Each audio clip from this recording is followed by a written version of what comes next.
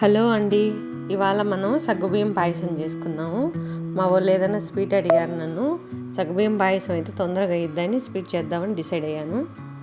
దానికి కావాల్సిన పదార్థాలు: ఫస్ట్ ఒక బౌల్ తీసుకున్నానండి. దాంట్లో 1 కప్పున్నర సగ్గుబియ్యం వేసుకున్నాను. 2 టేబుల్ స్పూన్ నెయ్యి వేసుకొని కలుపుకుంటున్నాను. ఎందుకంటే కుక్కర్లో వేసుకుంటే చాలా తొందరగా అవుతాయండి. నేను ప్రతిసారి కుక్కర్లోనే వేస్తాను.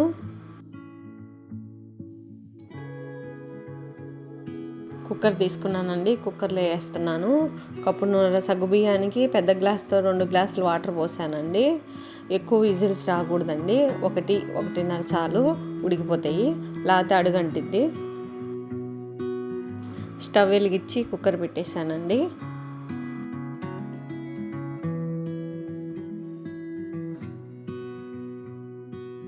ఒకటిన్నర విజిల్ వచ్చేసాయి, దింపేశానండి. మళ్ళీ స్టవ్ వెలిగించి ప్యాన్ పెట్టుకుంటున్నాను. అన్నీ వేపుకోవటానికి ప్యాన్ పెట్టేసుకున్నాను. పెట్టుకొని 2 టేబుల్ స్పూన్ నెయ్యి వేసుకున్నానండి.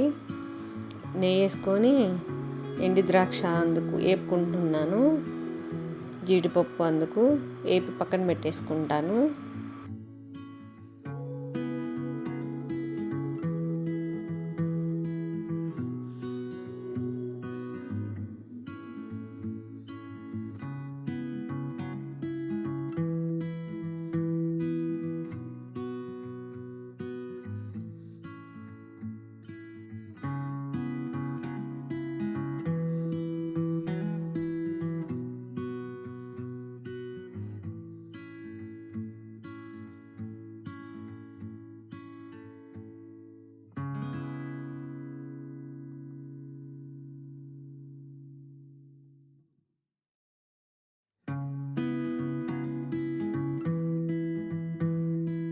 జీడిపప్పు వేపుకున్నట్టే నేను కూడా సేమియా వేపుకుంటున్నానండి.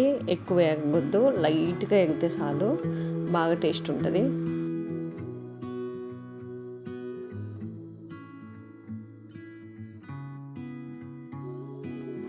స్టవ్ మీద ఒక గిన్నె పెట్టుకున్నానండి.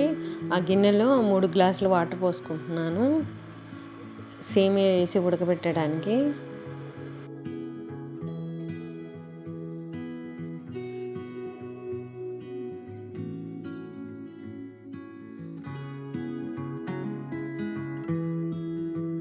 వేసానండి సేమియా. ఒక 5 నిమిషాల్లో ఉడికిపోయింది. సేమియా తొందరగా ఉడుకుతుంది. సేమియా ఉడికిపోయింది కదండి. 1 కప్పు బెల్లం వేసానండి. నేను 1 కప్పు బెల్లము, 1/2 కప్పు పంచదార వేసాను.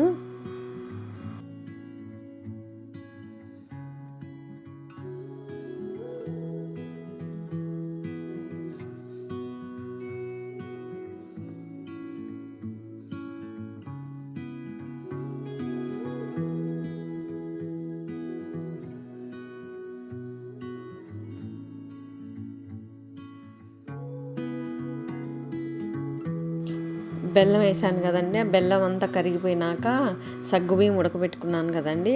ఆ సగ్గుబియ్యం దీంట్లో వేసేసుకుంటున్నాను. వేసేసుకొని బాగా కలిపేసుకుంటానని. బాగా కలిసేంత వరకు కలిపేసుకోవాలి.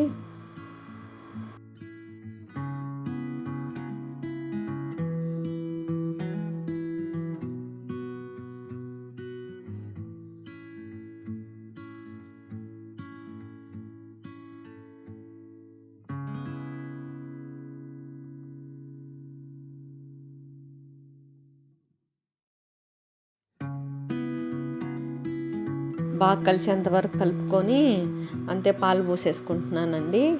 పంచదార బెల్లం అనేది ఎవరిష్టం వాళ్ళకి, వాళ్ళు తినే స్వీట్ని బట్టి వేసుకోవచ్చు. పాలు పోసుకున్న తర్వాత మొత్తం జీడిపప్పు, కిస్మిస్ మొత్తం వేసి కలుపుకుంటున్నానండి.